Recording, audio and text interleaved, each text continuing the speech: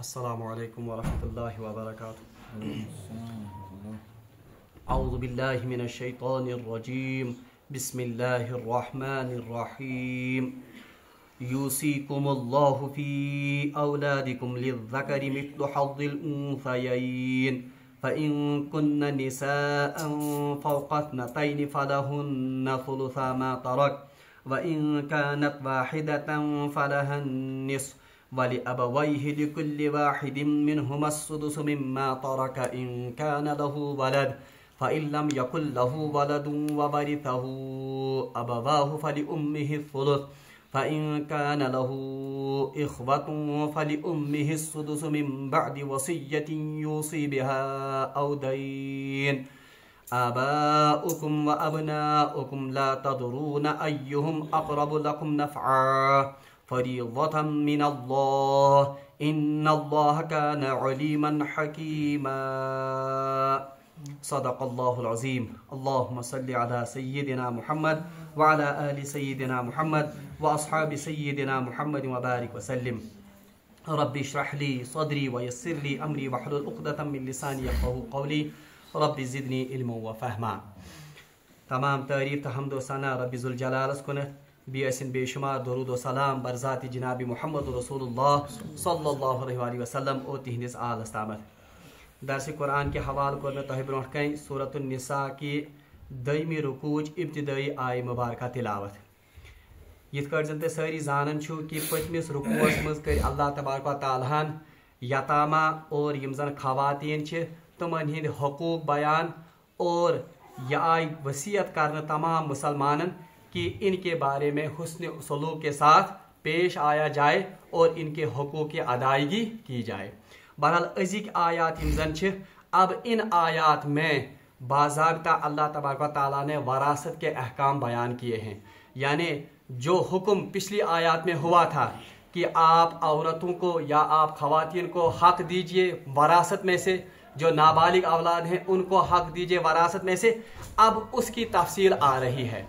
और ये थी तैयार हाफिज इब्न कसीर रहमतुल्लाह अलैह उन्होंने लिखा है कि तमाम जो वरासत के उसूल इस्लाम में बहरहाल वज़ा किए गए हैं वो इन दो आयात से। यमजन आज जो इसमें से हमने एक पढ़ी, कल एक और हम पढ़ेंगे, और सूरह निसा की आखिरी आयत, इन तीन आयात से इस्लाम में तमाम वरासत के जो उसूल वो अखज़ किए गए हैं। हाँ, अहादीस मुबारका भी इसमें सपोर्टिव रोल करते हैं, मगर सबसे ज्यादा जो वरासत के उसूल अल्लाह तबारक व तआला ने कुरान में या अल्लाह ताला ने अपनी किताब में बयान किए हैं वो यही दो आयत और सूरह निसा की आखिरी आयत है।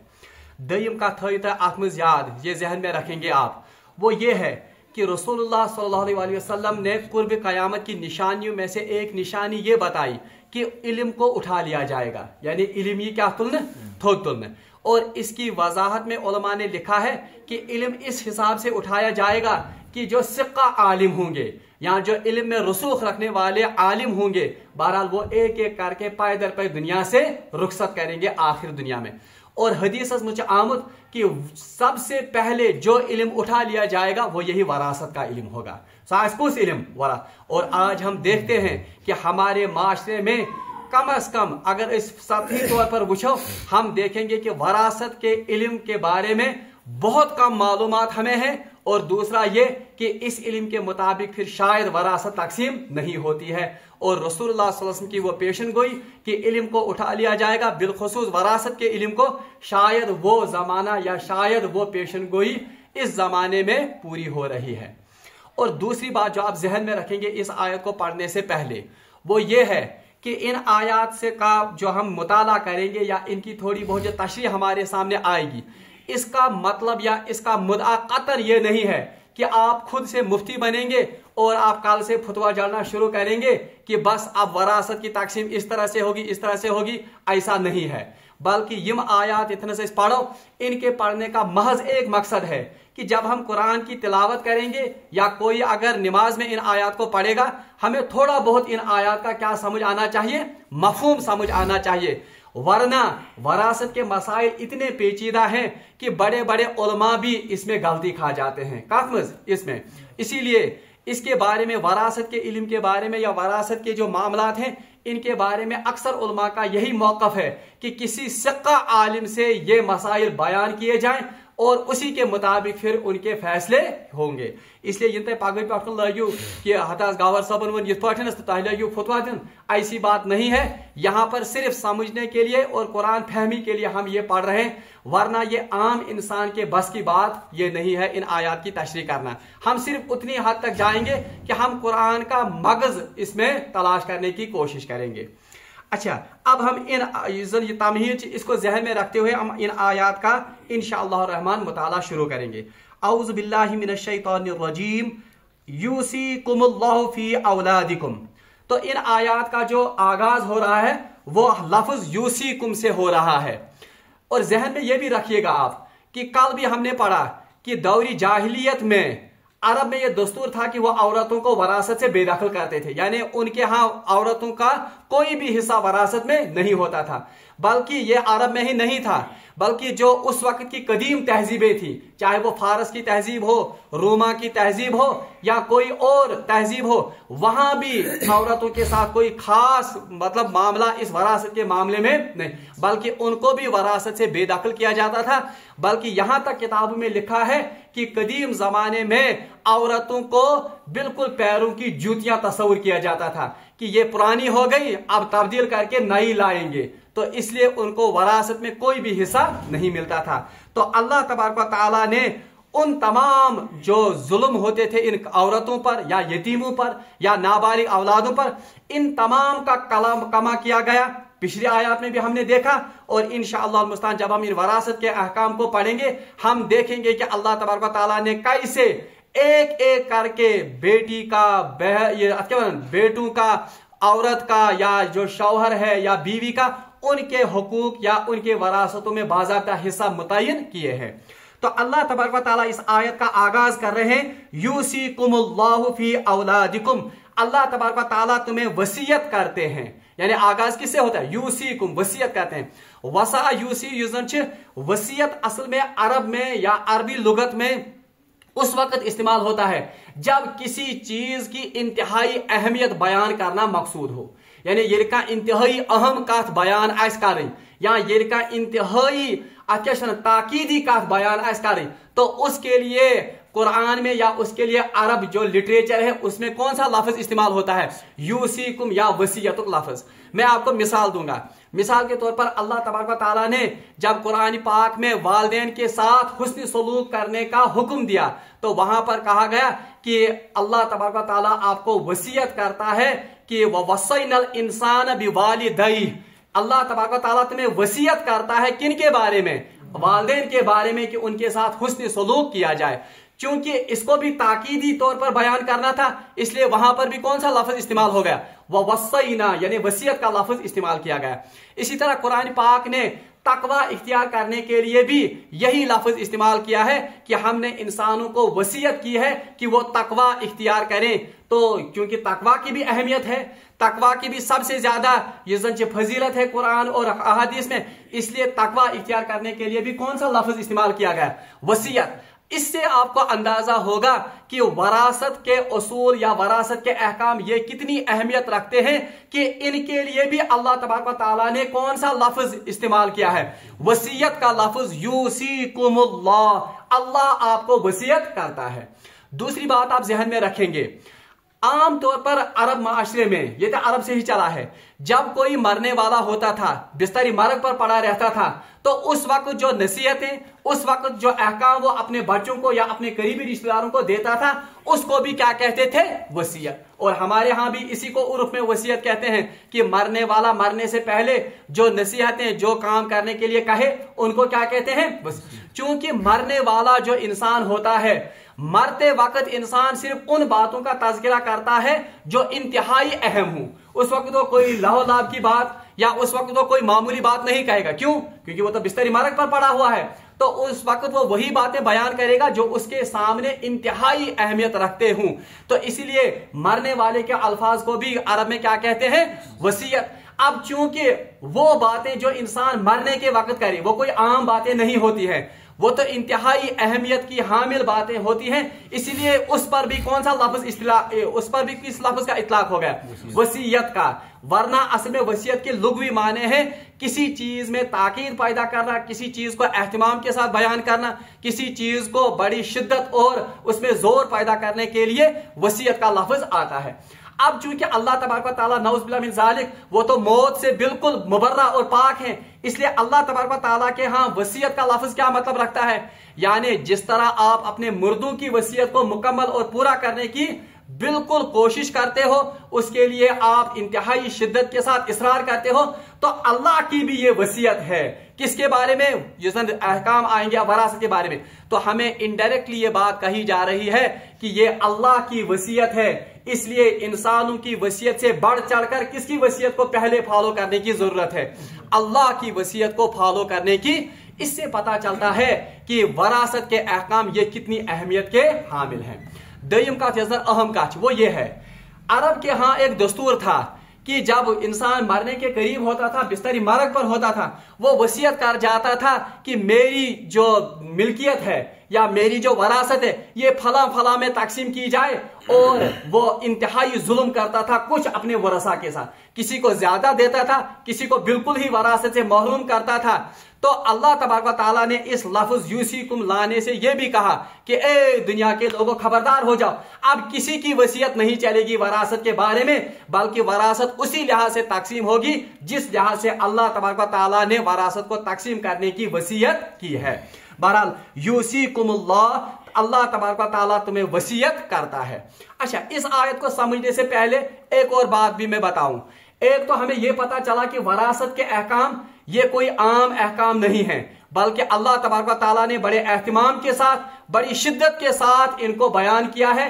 और यूसीकुम लफ्ज लाने से अल्लाह तबारक व तआला का मकसूद यह है कि इसी वसीयत के मुताबिक ये वरासत क्या होनी चाहिए? तकसीम होनी चाहिए। ऐसा नहीं होगा कि कोई इंसान अपनी तमाम वरासत एक बेटे को दे जाए, या कोई इंसान मगरिब की तरह अपनी सारी वरासत किसी कुत्ते के नाम कर जाए, ऐसा नहीं होगा। बल्कि वरासत बहरहाल तकसीम कैसे होगी? बिल्कुल जो अल्लाह की बनाया करदा कानून या जिसको वसीयत से ताबीर किया है अल्लाह तबारक व तआला ने, उस हिसाब से वसीयत वरासत में तकसीम होगी। दूसरी बात आप याद रखेंगे, हदीस में आया है कि अगर कोई शख्स मरते हुए वसीयत कर जाए कि मेरी मिल्कियत में से, मेरी प्रॉपर्टी में से, मेरी वरासत में से फलानी को इतना दिया जाए, तो इस पर भी शरीयत ने पाबंदी लगाई है कि आप ज्यादा से ज्यादा 1/3 यानी 1/3 की आप वसीयत कर सकते हैं।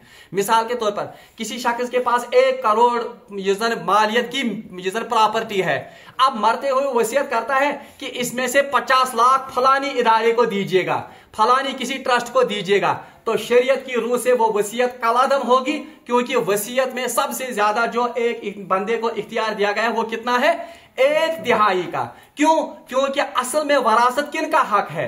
ये तो वरसा का हक है, और अल्लाह तबारक व तआला ने उनको ये हक दिया है, इसलिए कोई इंसान उन वरसा को इस वरासत से बेदखल नहीं कर सकता है।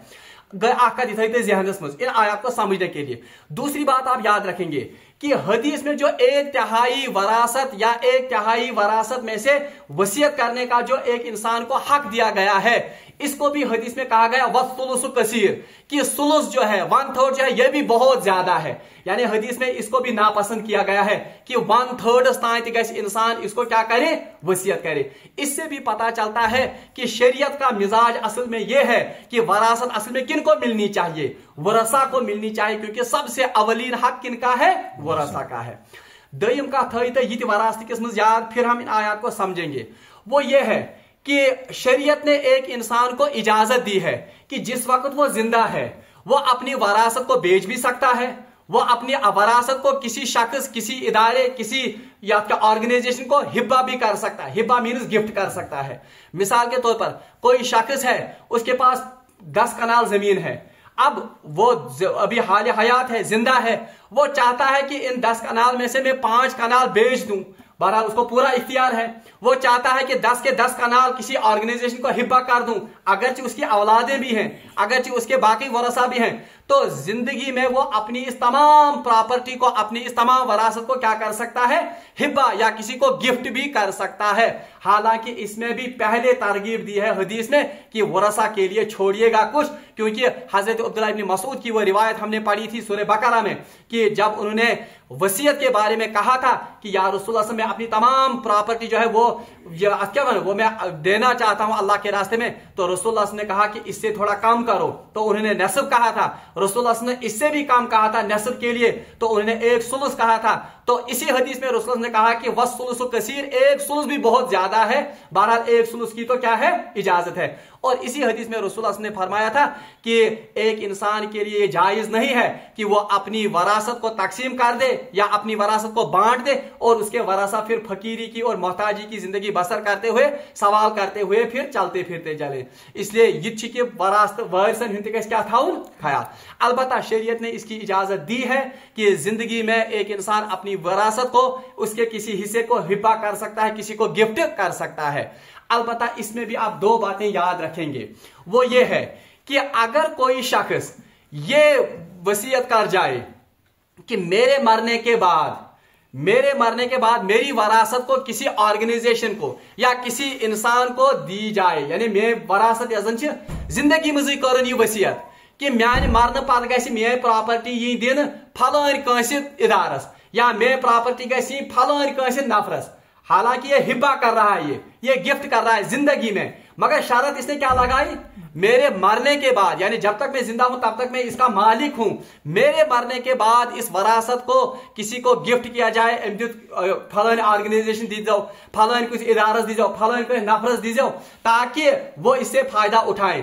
तो शरीयत ने इस हिब्बा को, इस गिफ्ट को कलादम करार दिया है। मरने के बाद सिर्फ 1/3 इसकी वरासत वो हिब्बा की जाएगी उस ऑर्गेनाइजेशन को, उस इंसान को।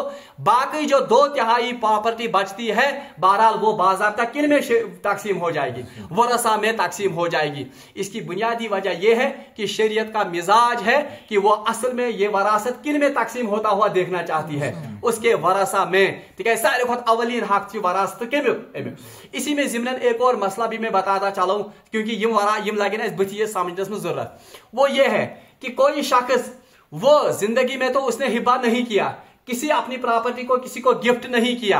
अलबत्ता अब 2 दिन के बाद, 3 दिन के बाद या कुछ अरसे के बाद अब उसको वो किसी मुहलिक बीमारी में वो मुब्तला हो गया, अल्लाह ताला बचे इसको कोई मुहलिक बीमारी में मुब्तला, एमिस को डायग्नोज, अल्लाह ताला बचे कैंसर, एमिस को डायग्नोज किसका बीमारी, अब बचने की कोई सूरत नहीं है। अब ये किसी मुहलिक बीमारी में मुब्तला हो गया। अब उस मुहलिक बीमारी में ये वसीयत करता है कि जिस कारण एनसातनस गिफ्ट हिब्बा कर कि मेरी तमाम वरासत इसी वक्त किसी ऑर्गेनाइजेशन को या फलानी शख्स को दी जाए। अगरचे ये जिंदा शख्स है, लेकिन इस हिब्बा को, इस गिफ्ट को भी शरीयत ने कलादम किया है, क्योंकि ये मालूम किया जाए या इस पर यह एतबार किया जाएगा कि ये अपने वरसा को असल में इस वरासत से बेदखल करना चाहता है, क्योंकि अभी तक तो ये सही सलामत था, अभी तक तो इसको हिब्बा करने की या गिफ्ट करने की कोई भी इसको यूजर प्लान हो उसने भी किया।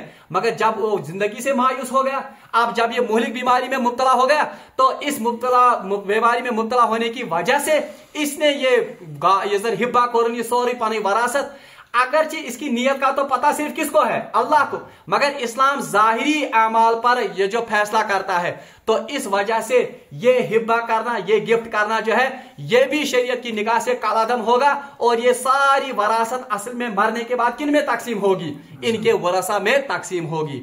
ये मैं लफ्ज यूसीकुम की तफसीर कारण, क्योंकि ये अल्लाह की वसीयत है, इसमें आम हालात में फेरो बदल नहीं होगा। एक और मसला यो इसी के साथ ताल्लुक रखता है, पत पढ़ो इसी में आया, वो ये है कोई शख्स जो है वो मुहलिक बीमारी में मुब्तला हो गया, इथे पर्टनस, या उसे अब पता चल गया कि डॉक्टर ने बताया कि अब आपके बचने की कोई सूरत नहीं है। अब इस हालत में ये अपनी बीवी को तलाक देता है, ये पानी खानदारी क्या दिवन तलाक, और तलाक भी तलाक बाइन, यानी ऐसी तलाक जिससे इनके बीच में जुदाई होती है। अब 3 तलाकें इसने दे दी हैं। अब अगर मरने से पहले, यानी अगर इस शख्स के मरने से पहले उस औरत की इद्दत मुकम्मल नहीं हो गई, यानी तेमिसगनी इद्दत मुकम्मल, इद्दत के बारे में हमने तफसील से पढ़ा है, 3 हेज या 4 महीने, या अगर वो वज़ाए हमल तक होता है, अगर इद्दत गुजरने से पहले ही इस शख्स का इंतकाल हो गया, तो मरने के बाद ये औरत इसकी वरासत में बाज़ाब्ता शरीक हो जाएगी। ये समझा जाएगा कि इसने मौत की डर से इस औरत को वरासत से बेदखल करने के लिए ये तलाक दी है, तो जाहिरी एतबार से यही समझा जाएगा कि इसको बेदखल करना चाहता है, इसलिए इसकी इस तलाक को ये माने कि इसको क्या कि इसकी वरासत हासिल करने में ये माने नहीं होगा। इसको शरीयत की रूह से फार कहते हैं। अच्छा शरीयत में क्या यानी किसी मुहलिक बीमारी में शिकार हो गया या जिंदगी से मायूस हो गया, फिर वरसा को बेदखल कर दिया किससे, वरासत से, इसको शरीयत की इस्लाह में फार कहते हैं। फार से दरामद फिरार मुझ, यानी यह समझा जाएगा कि यह अपने वरासत से फिरार इख्तियार करा रहा है, कि अपनी वरासत इनसे वरासत इनको देने से वह फिरार इख्तियार कर रहा है। इसीलिए इस टर्म को इस हालत से शरीयत मानत फार। तो फार की किसी भी सूरत में अल्लाह तबारक तआला ने और शरीयत ने इजाजत नहीं दी है। याद बाकी जो सूरतें हैं कुरान में उनका बाज़ाब्ता इन 3 आयत में, एक तो ये 2 आयतें और आखिरी आयत जो कुरान में आएगी सूरह निसा में ही, इनमें तफसील के साथ जो वरासत के अहकाम हैं वो बयान किए गए हैं। तुम चाहे बयान करना। अलबत्ता एक बात आप याद रखेंगे, ज़िम्नन वो मैं बताऊं कि फिर इस पर हम दरस कंप्लीट करेंगे, कल हम इस आयत की तफसीर करेंगे। वो ये है कि शरीयतन यमसातन हिस्स कर्मी आमतौर पर आपने सुना होगा, अगर चाहे आपने ये आयत पढ़ी हो या ना पढ़ी हो, बोझन पहुंचा बूझमुत, और हम अक्सर ऐसे ही करते हैं कि जब कोई मरता है तो लड़की को एक हिस्सा मिलता है और लड़के को लड़की के मुकाबले में उसका डबल मिलता है, 2 हिस्से मिलते हैं। बहरहाल बज़ाहिर बासन ये जुल्म, ये तो बज़ाहिर लगता है कि लड़की के साथ जुल्म हो गया और लड़का उसको क्या हो गया, फेवर हो गया। बहरहाल वजाहत ये पटस असल में ये शरीयत का मिजाज शरीयत का कोई भी हुक्म किसी पर जुल्म नहीं करता है। ये कहता है असल जहन साफ। असल में वजह इसकी ये है कि शरीयत ने मर्द को असल में नानो नफके का और तमाम अखराजात घर के हैं उनका मुकल्लफ किसको ठहराया है, मर्द को ठहराया है। अर्रिजालु कव्वामूना अलन निसा, मर्द जो है ये औरतों पर कव्वाम है, इन्हीं को घर के अखराजात का इंतजाम करना है, इन्हीं को इनके नानो नफका का इंतजाम करना है, इन्हीं को इनकी क्या वनन रिहाइश और बाकी साजो सामान का इंतजाम करना। इसलिए जरूरी बनता है कि अगर किसी फरीक पर ज्यादा जिम्मेदारियां डाली गई और वो भी माली जिम्मेदारियां, इसका सोरस भी बड़ा होना चाहिए। इसलिए इस बात को मद्देनजर रखते हुए शरीयत ने इसका सोरस बढ़ाया है, इसीलिए इसको वरासत में क्या दिया है, हिस्सा ज्यादा दिया है। किसके मुकाबले में, औरत के मुकाबले में। और दूसरी बात आप ये भी याद रखिए, इन हालात में जबकि औरत को बिल्कुल ही बेदखल किया जाता था वरासत से, उन हालात में इस्लाम ने तब भी तो इसको कितना हिस्सा दिया है, 2 के मुकाबले में 1 हिस्सा। यह भी इस्लाम का एहसान है औरत पर, वरना औरत तो इस वाले हिस्से से भी उन हालात में क्या हो जा रही थी, बेदखल हो जा रही थी। त्रियों वजह सारे को बोर्ड वजह और मंतकी लिहाज से सबसे इंपॉर्टेंट वजह वो ये है कि एक औरत जो है ये सिर्फ अपने हिस्से पर ही कनात नहीं करती है, या इसको सिर्फ अपना ही हिस्सा नहीं मिलता है। बुद्धिन तुम्हें मिसाल मान लेते हैं, मिसाल के तौर पर हम अपनी मिसाल लेंगे, मैं बेंच, अब वरासत जब हमारे बाप का इंतकाल हो गया, मैं तो पानी बेइन को कुता हिस्सा डबल मान लेते हैं, उसको x हिस्सा मिल गया, मुझे कितना मिल गया, 2x मिले ना x। अब शरीयत की निगाह, आम लोगों की निगाह से शायद मर्द को ज्यादा मिल गया, लेकिन एक तो मैंने उसकी 2 वजूहत वो बताई, और सबसे बड़ी वजह यह है कि जब यह लड़की ब्याह कर किसी कहां घर जाएगी, अपने खावत के घर जाएगी, तो ये खावत की वरासत में भी अब शरीक हो जाएगी। तो बताओ क्या इसकी वरासत में एडिशन हो रहा है या इसे डिलीशन का सन, एडिशन। इसी तरह से जब उसके बच्चे होंगे, अल्लाह बचाए अगर इसके तिमसातर वालिद का इंतकाल हो या उनमें से किसी का इंतकाल हो, वहां से भी इसको वरासत मिलने का इम्कान है। तो क्या इसकी वरासत बढ़ रही है या इसकी वरासत कम हो रही है, क्योंकि ये दमिस गारस में गसन तत्श वरासत पर क्या गसन, वहां की वरासत में भी यह हकदार हो रही है। इसीलिए शरीयत ने इसको बैलेंस करने के लिए औरत का 1 हिस्सा रखा है, मर्द का इसके मुकाबले में कितने हिस्से रखे हैं, 2 हिस्से रखे। बहरहाल ये तो हो गई तफसीर पहले हिस्से की, यूसीकुमुल्लाहु फी औलादिकुम, अल्लाह तबारक व तआला तुम्हें अपनी औलादों के बारे में वसीयत करता है, वसीयत कर में तफसील। और यह भी मैंने तफसील की कि वरासत को अपने वरसा तक पहुंचाना यह कितना जरूरी है, और इनको वरासत से बेदखल करना यह कितना बड़ा जुर्म है, और किन हालात में शरीयत ने उस जुर्म को या उस फार को बिल्कुल कलअदम करार दिया है। इंशाअल्लाह मुस्तान इस तमहीद को हम जहन में रखेंगे। कल हम इंशाअल्लाह रहमान जो शरीयत के असूल है इस वरासत के बारे में उनको समझने की कोशिश करेंगे। वाखिर दावाना अनिल हम्दुलिल्लाहि रब्बिल आलमीन।